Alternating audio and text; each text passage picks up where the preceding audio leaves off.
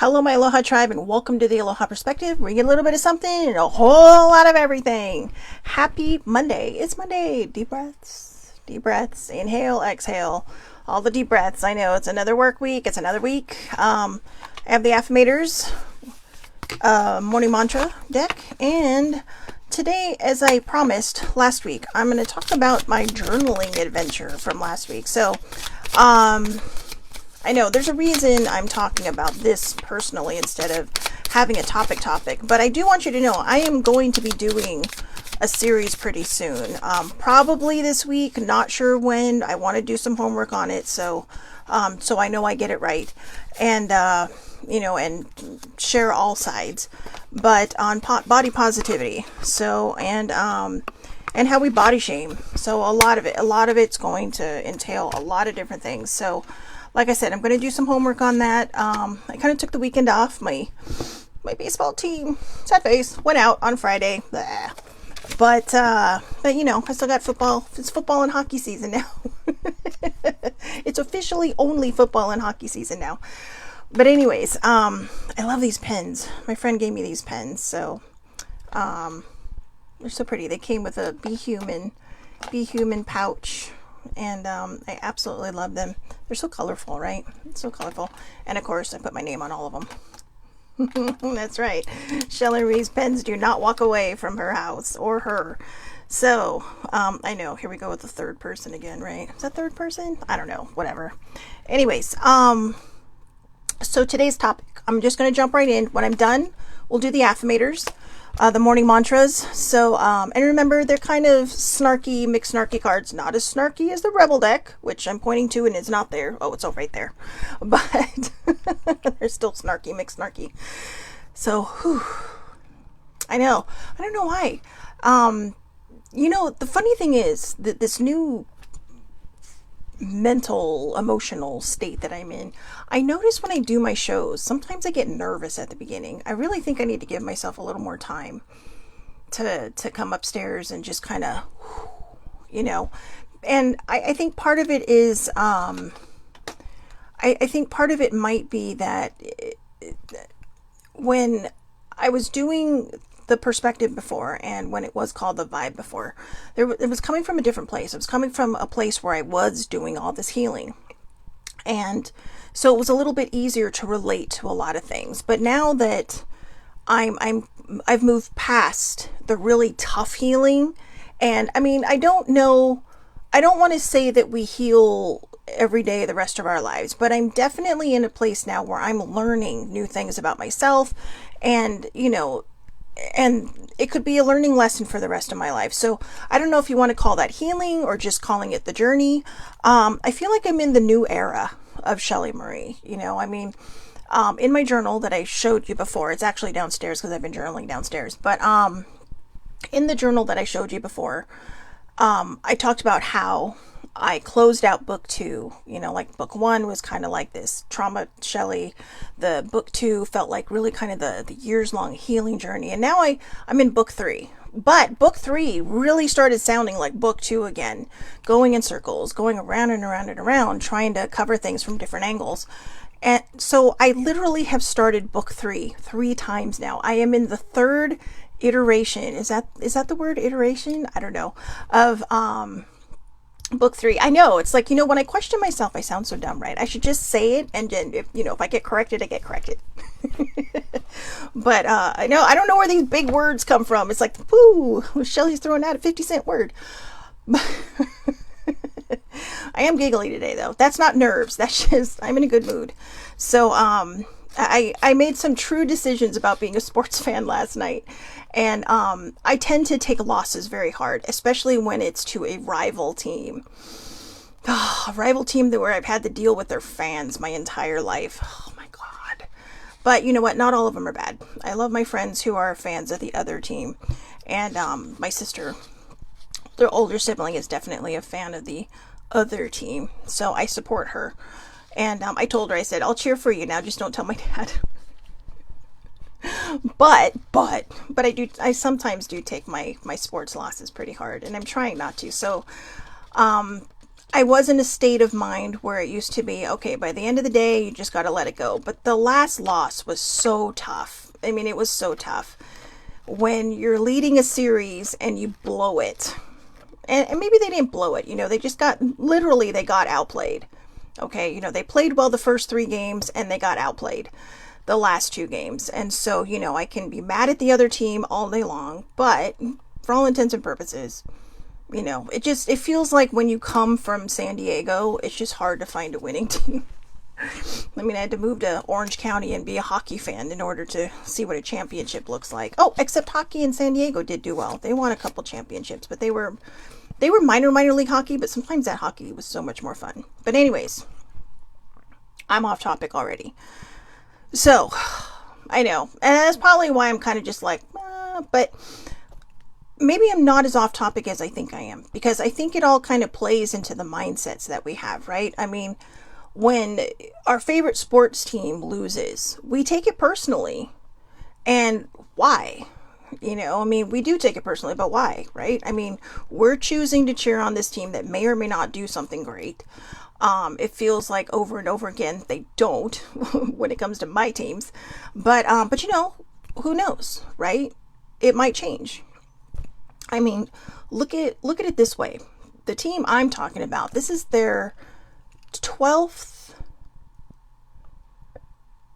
I think. No, 11 out of the last 12 years, I believe, they have been the National League champions. And when I say National League champions, I mean like they had the best record, right? The kind of like the league leaders and the division leaders, but they've done squat. All right, they've been to the playoffs, I think 11 out of the last 12 years, or maybe 12 last 12 years, and they won 1 World Series in a shortened season, which doesn't say much because it just means that they were always petering out towards the end. And I'm not putting them down, because I know who, if you are a fan of them, you know who I'm talking about. But maybe this is their golden year. But I think, older sibling has such a good way of not taking things personally, like, oh, my team lost. I mean, she's been a fan of teams that have not done well. I mean, they took them one of her teams took 45 years to win a championship. However, I best her with my baseball team, because my baseball team has been in existence for 55 years in the National League and still hasn't won anything. Only 2 World Series appearances and 1 win in both of them. So, and those were both when I was younger, way younger, the first half of my life. But anyways, again, I digress. I'm done talking about sports. But I think the reason I wanted to relate it to this topic is how we tend to go in circles, right? We say we're not going to do something, and then when it cycles back around, we do it again. And so how do we break that? I'm so sorry. My nose hasn't been running all morning, and of course I hit play and poof, there we go. Cue the drain, right? Cue the pipe. But I guess maybe the reason I was segueing with sports is because I say this a lot, but then I circle back and then I get all kind of like deflated, right? And to be honest with you, my hockey team went 1-1 this weekend. My 2 football teams, college and professional, both won their games, barely, but both won their games. And it's just kind of like, I felt nothing. It's like, oh yay, they won. I mean, I felt more understanding about the Ducks losing last night than in their second game in as many days. And it's like, then I did be excited about my team's winning. So, but we circle, right? We circle that drain of misery because sometimes it's all we know. And so moving into that, to that topic, my topic is how I kept myself journaling in circles until I chose to break the cycle.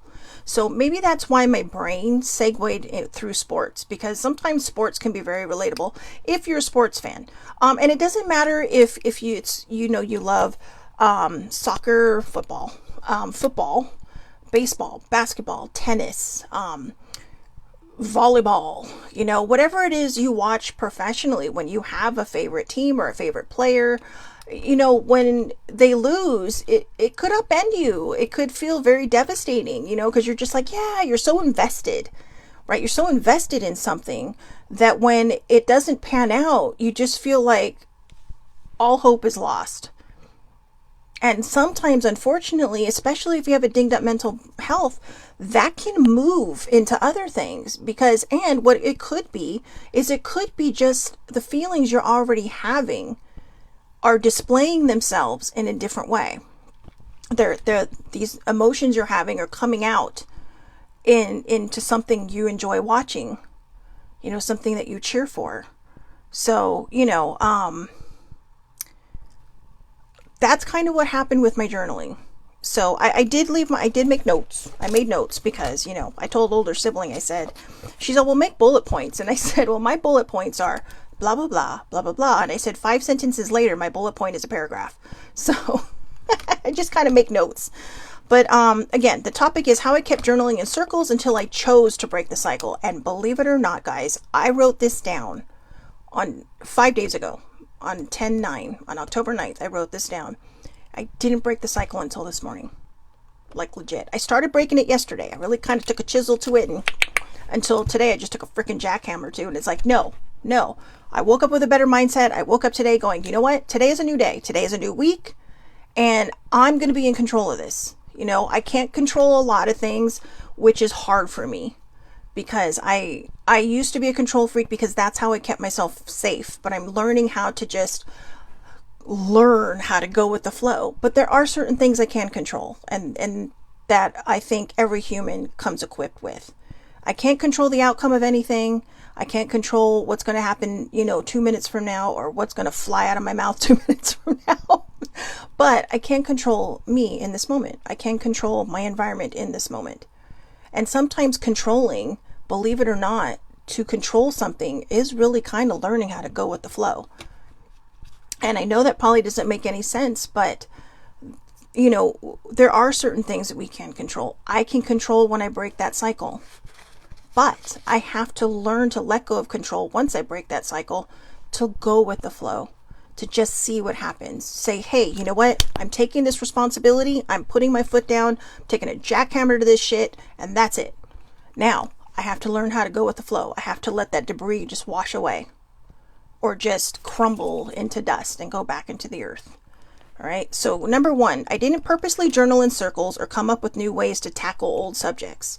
I didn't. I wasn't purposely trying to do this, but even my therapist, and the funny thing is I went back to therapy in March of 2023 because actually I went in on January, did my intake, and my first appointment, I believe, was either the end of February or the beginning of March. But I really went full steam forward, full steam ahead, in March of 2023. And I went there because I felt stuck. I felt stuck between book 2 and book 3. Okay, so we're going to call it that.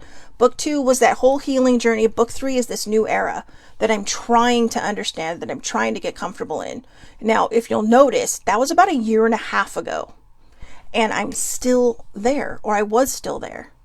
Now, I want to be very honest about this journey because the reason I'm talking about it is I think it's important for people to understand that sometimes we accidentally hold ourselves back.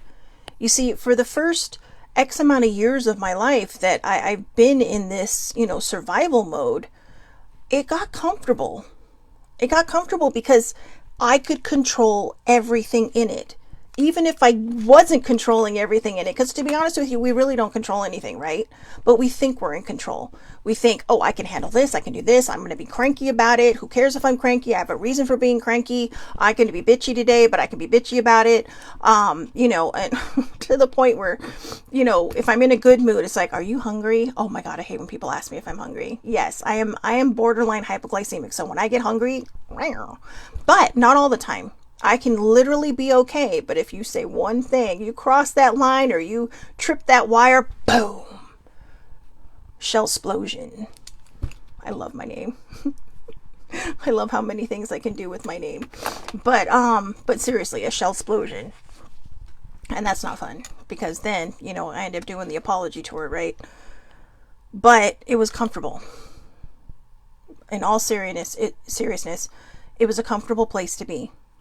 Because I knew it, even though it wasn't a pretty place to be, even though it was a place that I had to muck around in my brain because it was so cluttered and so painful and just sometimes anxiety riddled, it was comfortable and I understood it. One of the problems with me, and I know older sibling would say, and even baby sibling would say, it's not a problem, Shelly. It's just something you're working through. I get it. But when I say this, I'm saying it from where my brain was coming from. One of the problems with me is that, as I mentioned earlier, change is hard for me. Change is very hard for me because when change happens, we're moving into something that is very unfamiliar, very unknown territory. And I'm not always brave enough to do that. I don't always have the courage to do that. And so what I noticed after I started book 3 was that I kept going backwards into the past saying, well, this is the cycle I need to break. This is the cycle I need to break. And it's like, well, you keep saying these are the cycles you need to break. Just fucking break it. Just break it. And I apologize for my language in this, but this is sometimes what I have to say to myself to really kind of say, Shelly Marie, come on. You're not a survivor anymore. You're working to be a person who is thriving. You moved through that pain. You healed all this stuff. And that's what my therapist told me. I went into therapy looking how to get unstuck, but it turns out what was keeping me stuck wasn't really my fear of moving in to a new version or to the newest version of myself. It was me consistently circling the drain on purpose of the past.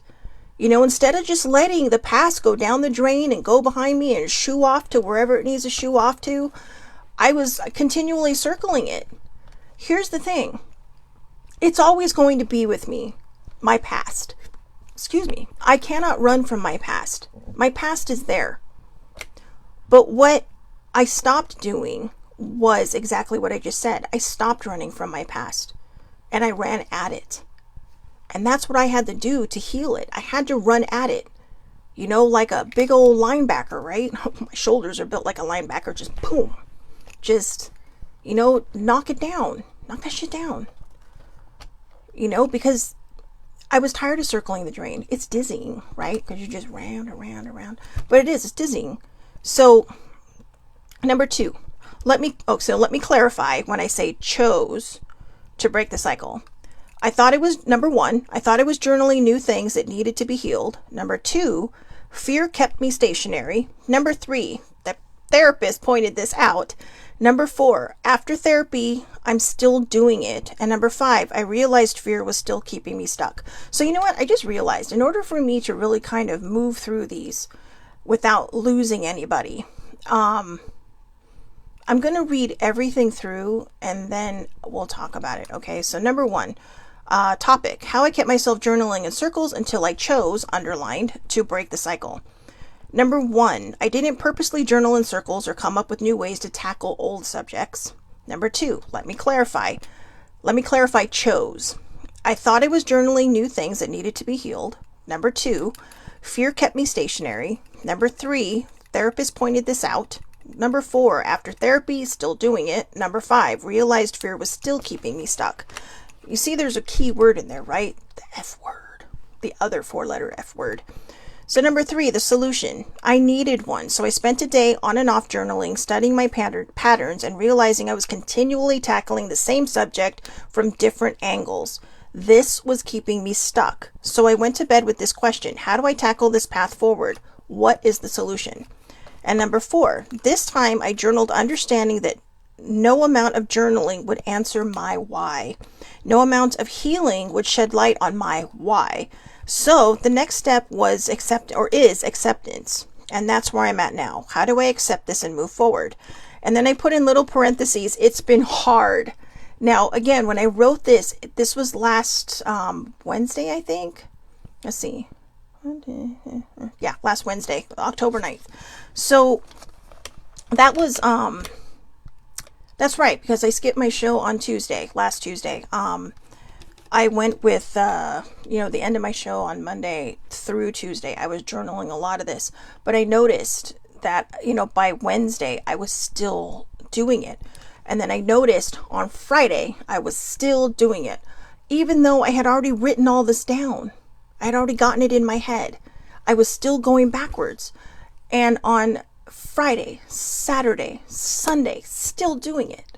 And then yesterday afternoon, I thought, you know what? This is it. I woke up, actually, I should say Saturday. Yesterday morning, I woke up and I said, this is it.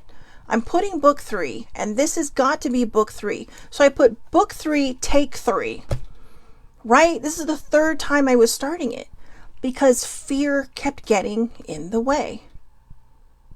I will say the why was also an issue for me, because I think when you go through trauma and you go through something, any kind of trauma, and I say I'm leaving it as a broad term because PTSD or CPTSD can come from a lot of different places. But you constantly have this question. Well, maybe not everybody, but I personally had this question in my mind. Why? Why? And why me? Why anyone? So that's kind of the progression of the thought. Why? Why me? Why anyone? Why would you? How could you? Why did you? And in that acceptance, and even now as I'm thinking about it and saying it out loud and not just reading it, I'm realizing that part of what might keep us stuck is that maybe we do take it personally. It could have happened to anybody, but it happened to us. And then, if we aren't connected to other people that it's happened to, we could feel so solitary in our pain. Like nobody else understands, nobody else has been there. Everybody I know has not been through something exactly like I've been through. And, for instance, I've suffered trauma. And we'll talk about older sibling. Older sibling was in the kind of car accident I've only seen in movies. Okay, so that kind of triggered her RSD or her CRPS. I know RSD has a whole different meaning now for something else, but it is CRPS, but it's still commonly referred to as RSD, which is reflex sympathetic dystrophy, and CRPS, which is chronic regional pain syndrome. Which is more common now for RSD. But had she not been a horse trainer, the officer said they'd probably be dead because the way she handled the car when the tire blew, it rolled. I mean, I believe she said they had to come out the sunroof, and she held her shit together. 21 years old at the time, held her crap together like nobody's business. But there is trauma that comes from that. Sometimes we'll watch these shows, and if there's just like this bam crash, right? I mean, it'll kind of like, I'll hear her yelp, and I think it's just a trigger, right? And it's understandable that all these years later it's still kind of a trigger because these are things that we live with. But how we learn to control those triggers, this is where control comes in, and this is probably the only place that we should really use and utilize control, is that we have to remind ourselves we're never going to have that why. Maybe some people will be fortunate. In my life, I'm never going to have that why. I'm never going to understand why this happened to me. I'm never going to understand, how it was magically chosen that I was the one, or, any of these things. And I can talk about it all day long. I can journal about it all day long, but I'm never going to get there. And in the end, I think that's what it was. And then there's this fear that you gather from these things because, you're sitting there going, oh, sorry, I don't know what happened. My mouth feels kind of swollen right here. I must have punched myself in my sleep. But I got mad at myself and punched myself in my sleep. But anyways, but I think that's where the control in its own version of control comes in.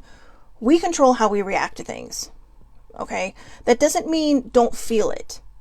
But if you're feeling angry and you're feeling, like you just want to punch something, don't take it out on the person standing next to you who is completely innocent. Okay? Either journal about it, get therapy for it, or try to understand how to move past it.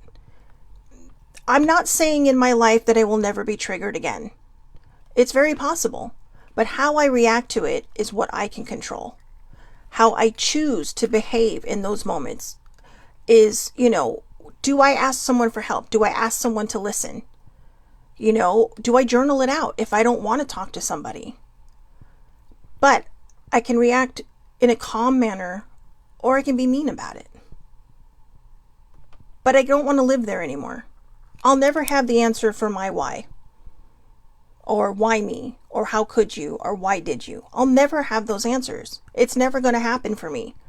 Other people, if that helps them and they get it, more power to them. Excuse me. But for people like me who will never get that answer, I have to remind myself that I am not a bad person, that I am not my trauma, that I am not, what happened to me.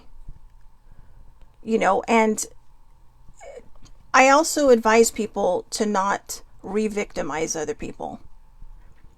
Because what they're going through could be very traumatic for them. And they may not be in that state of healing. It was very hard for me at the beginning, but older sibling really kind of, took me by the proverbial hand and walked me through it. Even on those days where I did lash out at her, even on those days where, I'm still ashamed to talk about it. I'm still ashamed to think about it. And then there she is again saying, it's okay. It was a different you. It was a different time. It's like, no, I've got to make amends for that because that was terrible behavior. But she's still understanding because she realizes it wasn't me. It was something pushing out of me that needed to be healed. And that's one of the reasons I open my story. I will be a voice for the voiceless because I don't want other people to have to go through that because that can end relationships. I'm just lucky that I came across somebody who was strong enough to understand, and then sometimes my parents would talk about these outbursts. It's like, well, how does she deal with it? It's like she talks to me. Because my mom said, well, I know your attitude and I know this, but my mom didn't understand. And my dad didn't understand. They just thought I was being this rebellious person or this person with this attitude. And, it's like, I even had to tell them, it's like, I am not that person anymore. This was not me. This was something that was a result of something that happened to me. And once I understood that, and once I really wrapped my mind around it, and once I really allowed myself that time to heal and that time to understand that I am not my trauma, I moved out of being a survivor. So to me, and I don't know if this is the natural progression of things, but to me, this is what it is. You're a victim, you're a survivor, and then you're a thriver. And for all this time, I've kind of been stuck between surviving and thriving. While the whole time I thought it was into the thriving thing, I was not. And part of it is because when I would sit down to journal, which I absolutely, as you know, love to do, journals, pens, everything, I was constantly replaying the same thing over and over in my head. So I'm going to circle back to when I talked about with my therapist. One of the things we talked about, which is kind of what I needed to get unstuck, but she reminded me from almost the beginning, Shelly Marie, you have the tools. At one point, I think she almost wanted to ask me, but didn't quite phrase it this way. Why are you here? You know everything you need to do. And she became my comfort area, okay? To the point where even though I knew I was done with therapy, I didn't want to leave. She graduated me out of therapy, which is saying something huge because this is somebody who knows that I can do this and that I'm just using therapy now for me at the time as a crutch to not, what do you call it? Let me see. I'm sorry. Sibling was just replying. Sometimes it takes her a while to reply, so it takes me a second to realize what she's talking about. Because, I switch subjects very quickly. But she says, if she didn't have the experience... Oh, okay. So this is what I forgot to talk about. I don't know if she heard me say it or not, but older sibling was circling back again. I'll get back to the therapist part. Circling back again to the conversation about sibling and controlling the car that flipped a few times. You may say to me, Shelly Marie, if she had so much training and knew what she was doing that the officer even complimented her, why did the car flip? The car was going to flip regardless. The tire blew. But because sibling had, as I said, she was a horse trainer, but she also knew how to pull a trailer. And back in those days, children who have never had to drive in the 70s, including myself, I did not drive until... Actually, I didn't drive till the 90s. But for people who don't know, the trailers were a lot different than they are now. They've obviously made them a little bit more people friendly, but back then you had to have a special, well, you still have to have a special license, I think, to pull a trailer. But back then it was a little bit different. Okay, it wasn't as easy. I don't want to say easy now because I could never drive a trailer. And I've seen people on those videos try to and just, they're stupid. But, and on the freeway. But Sibling had experience pulling a horse trailer with horses in it. And because of that, she was able to keep the car stable enough, long enough, that the car was able, I believe, this is how it went, long enough to slow it down enough that when it rolled, it didn't kill them. Okay, so, and they both walked away. I mean, Sibling walked away a bit scathed, but because she has the RSD and the CRPS, but even the officer said a professional couldn't have done it better. So, you know, and I mean, even a professional stunt driver couldn't have done it better. Now, this is also the girl who wanted to be a stunt person and who had an appointment to try out to be a stunt person, and then the accident happened. I know, talk about being upended and pushed into a whole different direction in your life. But, you know, she ended up in a direction that touched a lot of people, including myself, but a lot of people that she calls her kids, and a lot of people who she thinks don't remember her, but absolutely adore her because they walk right up to her like, oh, Laura. And so, I mean, she's a gift to this planet. She's a gift to people. So, but that's just to clarify that part, because I think I did forget that part. I did say that she was a horse trainer, and then I poofed into a whole different subject. But circling back to my therapist, my therapist did graduate me, because she told me, she's like, you can always come back and talk to me, you know. And it's hard because sometimes I really want to make things personal when I email her and tell her all these things. But I remember that if I get too personal, I won't be able to go back to see her. And if I have to go back to see someone, I would rather it be her. So I don't want to mess that up. So I do try to maintain that professional, you know, patient student, patient therapist, you know, dynamic. But she did. She told me I have the tools. And it's funny because when I find myself circling that drain of the past, I'm going to call it the drain of the past. Okay. When I find myself circling the drain of the past, I remind myself, what would Gwen do? You know, WWGD, what would Gwen do? Or more like, what would Gwen say? Gwen would tell me, Shelly Marie, you have the tools. And I loved it because she always called me Shelly Marie, right? I'm all, you can call me Shelly, you can call me Shell, whatever. Usually Shell is reserved for people that know me really well, but at this point I knew her pretty well. So, but she's like, oh, she loved calling me Shelly Marie. But that being said, it wasn't until, like I said yesterday, when I said, you know what, I'm still in this cycle. I'm still circling the drain. You know, no matter how much time I spent last week journaling, studying the patterns actually helped. Okay, but it didn't help until like later on when I realized I had made a mental note. And one of the things about me is if I put something in my head saying I'm going to study this pattern, I may continue that pattern for a while until I realize, whoa, wait a second, I'm still doing this. Why am I still doing this? And that's one of the reasons why I wanted to share that journey of this journaling, because when I went back into other books, it was like the same thing. Journaling about this, journaling about that. What can I do? And it wasn't until early last week when I was doing some shadow work that I realized I've been through all these questions. I've answered all these questions. I've healed all these questions. Why am I doing it again? Why am I finding a reason to go deep and do shadow work when I know what my issue is? It's fear. It's fear because, again, change is not easy for me, and change isn't easy for a lot of people. And so there's this fear that I have of stepping over that start line. You know, I mean, to me, the finish line is when we die. All right. So I don't really have a finish line. I have different start lines or different check-in points, right? Starting is basically when we're born. But there was a lot that happened between the time I was born and even just today, you know, that has happened to me. And so it's kind of like a rebirth starting line. And I really had to make it a point to say, Shelly Marie, this is the new era. If something triggers you that day, then you can journal about it. But don't find a reason to journal about it. Don't keep circling in different directions or, you know, trying. It's like getting lost, right? Like you're going in circles wondering why you can't find the house when you know that you should be turning left instead of right, but you don't want to do it because you're like, yeah, but I know this block. I know where the parking is. I know where this, that, and the other is. Or you don't want to look left. Maybe you're circling going this way, this way, this way, and the place you're looking for might be right there. But you're so busy looking this way that you can't see what's right there.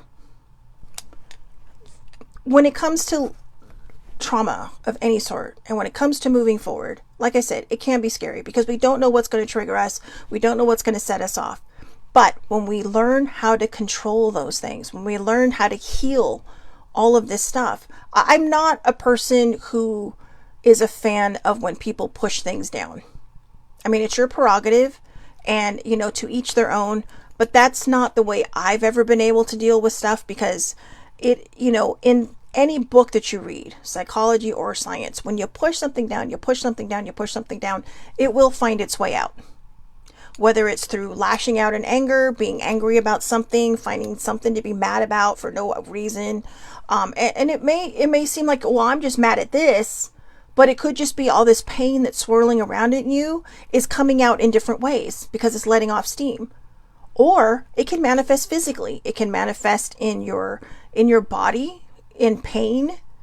And you might be saying, oh, okay, here she goes. No, because it's tension, it's stress. And you're putting stress on your body because you're holding this tension, you're holding this anger, you're holding this sadness or grief or pain or whatever it is that you're holding down and pushing down instead of healing it. I'm a fan of up and out.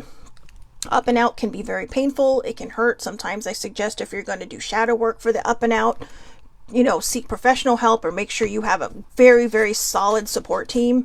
And at least somebody who is always going to answer when you hit that dire moment of, where you just where you literally feel like you're circling the drain. I've circled the drain a few times of life. And I'm glad I'm still here. Sometimes when those thoughts creep into my head, it's like, no, that's not me anymore. And it's like, I work through these things now. I do my best to try to figure it out, because that's, for me, what I want. And when I'm unable to carry my light, I try to carry a light for somebody else. Like, on those days when I don't want to do my show, it's like, no, you know what? Maybe something that you're saying out there will help at least one person. And that's the goal. I don't have a lot of followers. I don't have a lot of people that watch this show live. I don't even know how many people watch it outside of me doing it live or posting it everywhere. TikTok seems to be like the biggest place where people kind of get in tune with what I have to say, but it's like that quote was the other day from Simone Biles. I love this quote. It's important because you have to teach them to use their voices, and if not, you're a voice for the voiceless, which is okay. And I like that. You're a voice for the voiceless, which is okay. But it's important because you have to teach them to use their voices. You don't have to speak out like I do, but you have to look inward and heal whatever it is that you need to heal. Not for anybody but you. If you have kids, that's great. If you have a significant other, that's great. But you have to do it for yourself. I'm going to give you a last example on this. My father smoked I can't say my entire life. My father smoked until I was 21 years old. But he had started smoking, I think he said he'd been smoking for 30 years when he finally quit. So, but here's the thing. I don't care if you're a smoker. I'm being honest. To each their own. I am not a person. I'm an emotional eater. I'm not a person to tell them to give up their vices. Okay, because I struggle with my own. But what I'm saying, the reason I'm using this as an example is because my dad really wanted to quit smoking. And, a lot of people would be like, but your daughter has health or heart problems. It's like, yeah, who cares? It was a vice for him. And it was something that brought him comfort. However, my father tried to quit several times while I was growing up. And he'd get pretty close. He loved the way it felt. He could breathe. He could do things. He was more active. And then, And then he would start again, like maybe one bad day, and it's like, or he'd smell a cigarette or, whatever, and then he would just fall apart. And that's okay. But he wasn't doing it for him. He was doing it for my mom. He was doing it for me. He was doing it for everybody but himself. And then one day, I think I never asked him why he just decided to stop. I think he said like cigarettes were getting more expensive, but I don't know if that was the case or not, or if it was a health thing. I don't know. Whatever it was, he just decided that one day he was done. And he wanted to quit. Not for anybody but himself. My father has not smoked in the last 30 years. So, wow. I just realized how old I am. Wow. But no, my dad quit in 1994. So, wow. I know. But, God, I didn't even realize that. I don't even think I told him. But, yeah, because it was January 25th was the day he had his last cigarette. But I know, I remember that. But I used to always congratulate him every year, and I think that was helpful. But I think one of the things that helped him was that almost everybody in his class had started smoking again. But here's the key. He did it for himself. He did it for himself. I wanted to quit emotional eating because I was trying to do it for everybody else who was worried about my weight, because I do have a heart condition. And my condition's fine, right? Penelope Von Beets, she's great. But how long will she be great? You don't want to push that envelope too hard, because, you never know. You just up and croak. So it was something I had to do. But it's something I'm still working on. But I'm getting better at it. There are days when I just have to honor that feeling. But there are other days when I have the courage to really kind of say, do I really want to do that? Or is it necessary for me to do that? To kind of remove the fear-based anxieties of different things, or I don't know, just whatever it is. But when you do something for yourself and it's your choice, no matter how much you want to do it for other people, you have to do the healing for you first and foremost.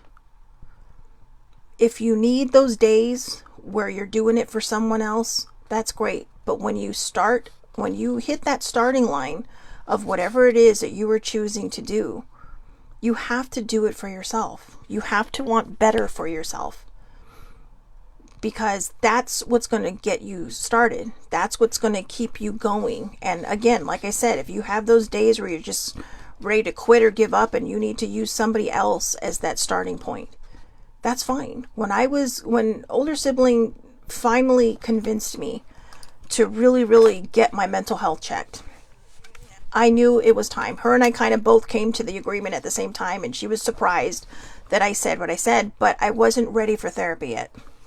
And this is several years ago, about 7 years ago, actually. I wasn't ready for therapy yet, but I was ready to get on the antidepressant. And I did. I got on the antidepressant, and I noticed it started helping. And I started moving through it. And eventually I got to a point where I thought, you know what, some devastating things happened in my life. And I thought, you know what, I really need to go to therapy, because all this stuff now is really starting to push up and trying to come out. And I have to get it out. It was the point where I really tried on my intake appointment. I tried to just spill everything that day. She's like, no.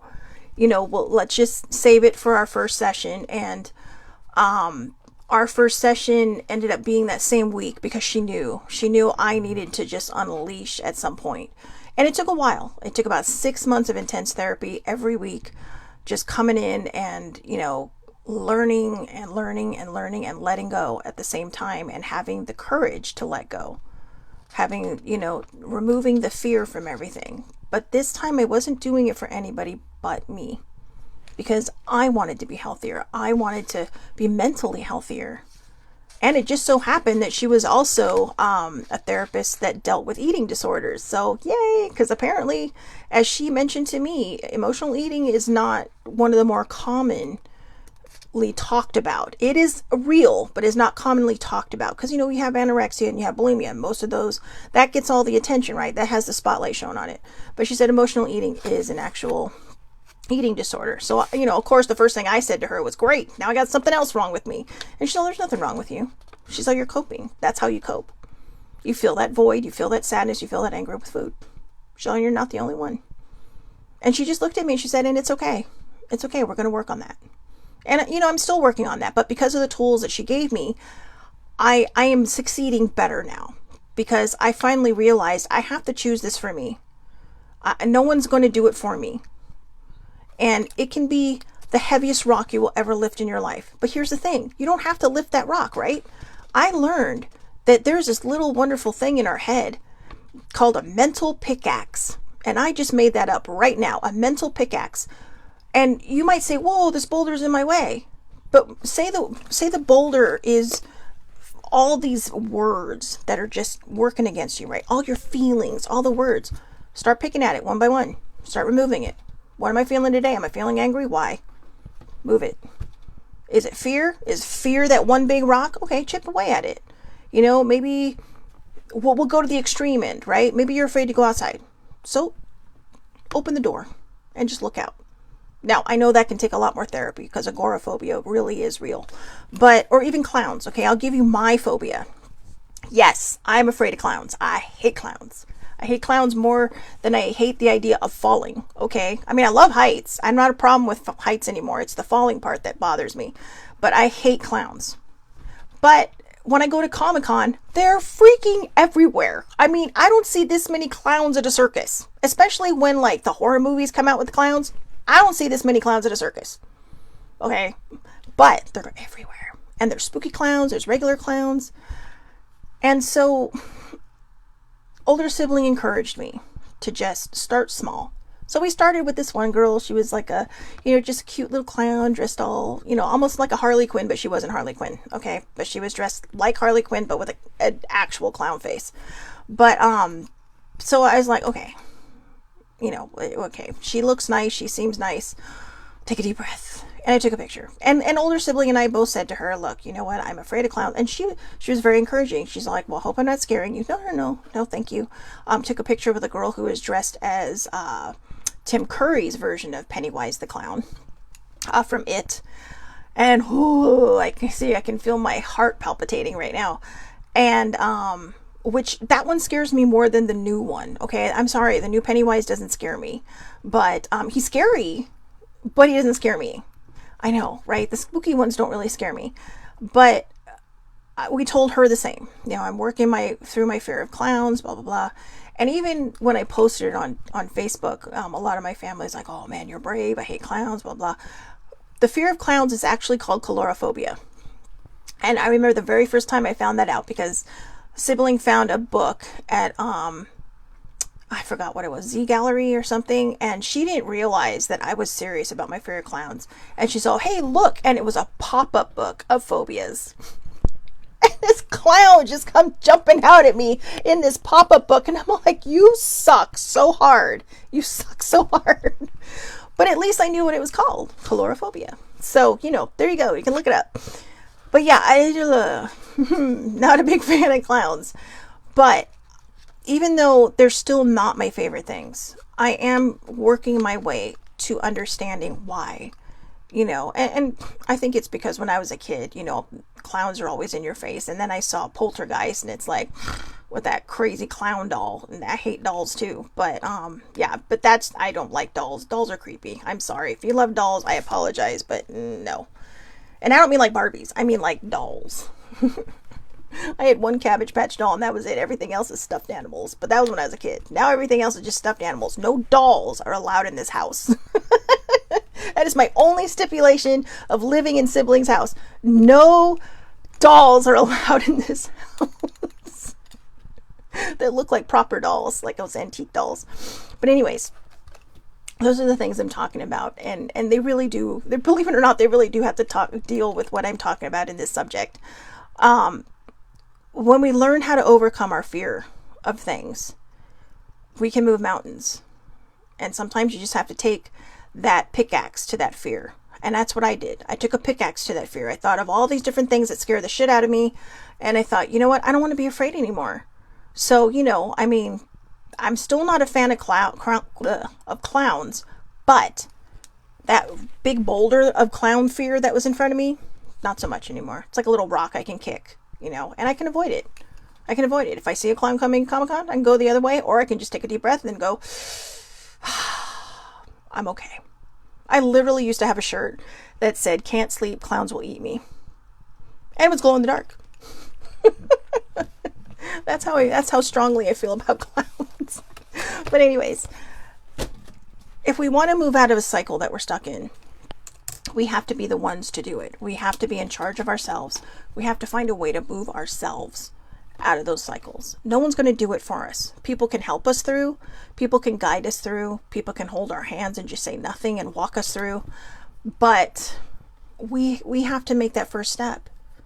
We're the ones. If you want to heal, you have to make that first step. You have to decide that it's something that you want to do. And first and foremost, you have to remind yourself that you are worth it. You are worth that healing. You are not your trauma. You are not that bad thing that happened to you. Is it a bad thing that happened? Yeah. Does it suck? Fuck yeah, it does. And I say that with the emphatic word that I used because it was. It was devastating to my life. It ruined my body perception. It messed with my mind for decades. And for what? A bunch of people who just, bad things happen. And they suck. And sometimes they suck super hard. But you are worth that healing. You are worth, oh, sorry, I'm getting emotional. You are worth doing something good for yourself. You deserve to heal. And if you struggle with that, I will be your voice. I'm so sorry. I don't know where this is coming from, but maybe it's because I'm hearing the words that are coming out of my mouth. Because I'm not sure I felt it till now. But I know that if you're worth it, I'm worth it. And if at all I can help anybody out there, then it's all going to be worth being the voice for the voiceless. Like I said, you don't have to share your story out loud, but you have to share it with yourself, and you have to heal it for you. You deserve it. 100%. You deserve to be free from whatever it is that is hurting you. You deserve to be free from whatever it is that's holding you back. Because that's when life starts. When we realize that we deserve to be here. That we deserve to be a part of this beautiful world. Yeah, it might be craziness happening in this world.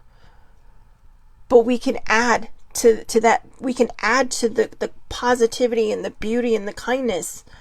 And we can, in our own way, start our own little ripple effects. And I know Sibley's saying maybe her mom is with me, but I'm not sure the context of that. But I do know that you deserve healing. And I do know that when you make that choice to do this for yourself, it'll be the best choice you ever make. It might be a super hard journey.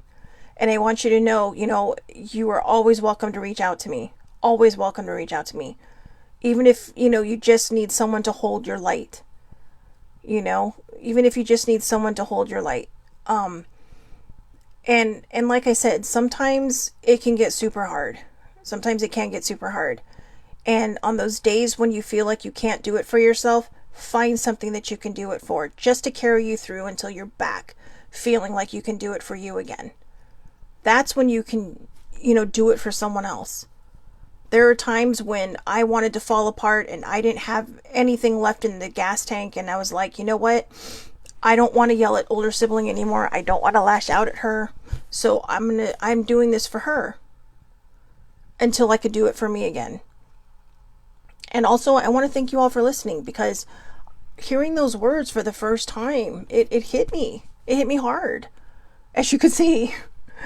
It's been a while since I've gotten emotional on here, but this was coming from a different place, because I felt something inside.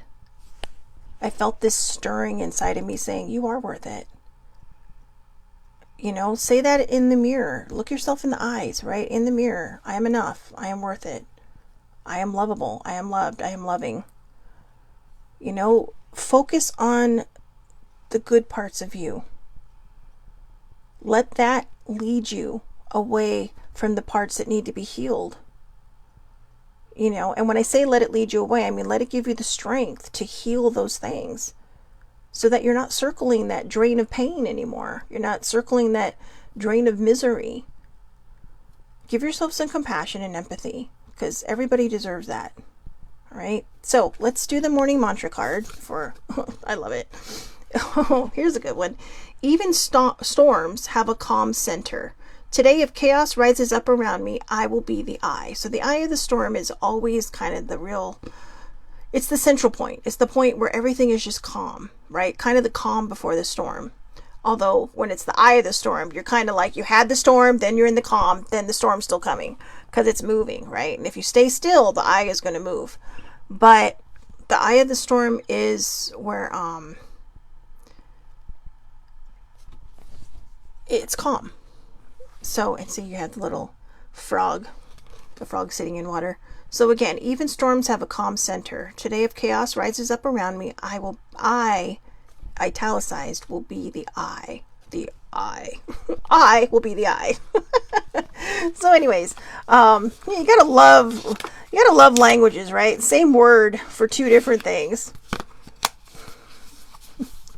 Or even I, as in I, like yes. So, ay. Good Lord.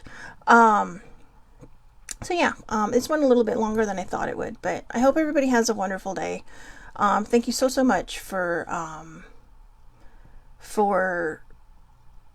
being here and for listening, and I hope you made it this far. I know I'm going to have to put a little disclaimer at the beginning saying if you want to get to the actual point of this, you got to go about 10 minutes in because I just ramble on about sports. But it all really kind of ties in together. I think sometimes we're afraid, or whatever it is that's holding you back. Discover what it is and know that you are worth it. So Siblings said that the reason she thought her mom was here was because of the words that she said to me when she came out. I was actually not thinking about that, but I do want to share it because it was really good. I was thinking that somebody in particular that was very, very influential in Siblings' life and, just was living this great life, living their best life, that they didn't like me because I wasn't good enough or high enough in standing for them or whatever. And it was completely false on my end. But she said, but I remember Mom Barbara coming out and I thought Sibling was in trouble because she's all, you know what? And she came storming out. And Mom Barbara never stormed out. But she came storming out of her room, into the living room, and she says, you know what? And I'm all, ooh, you're in trouble. And no, she's all, no, I'm talking to you. She's all, you are no better than anybody, and nobody is any better than you. We're all here to serve our purpose and to do whatever it is to make this world go around. I don't remember if she said that last part, okay? But I remember that was what she was implying. So it's kind of what she said, but it may not be the exact words. But the exact words that she did say to me was, you or nobody is better than you, and you are no better than anybody else. And, we're all here to do our thing. Everybody has their gift. Everybody has their thing to do. And that has stuck with me. And maybe it was her saying, hey, you know what, Shelly Marie, it's about time that you start seeing how worth it you are. I know Mom and Sissy would say the same thing to me.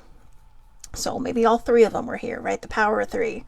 So anyways, again, have a wonderful, wonderful day, everybody. Thank you so much for watching. I will see you back here tomorrow at 8:30 a.m. Pacific time, Facebook Live. All lives are public under Shelly Marie Lucas. You can also follow me on TikTok where I upload these, and I also upload these to Twitter or X or whatever you call it. All right. So I hope everybody has a wonderful, wonderful day. Again, thank you so much for watching, and I will see you tomorrow.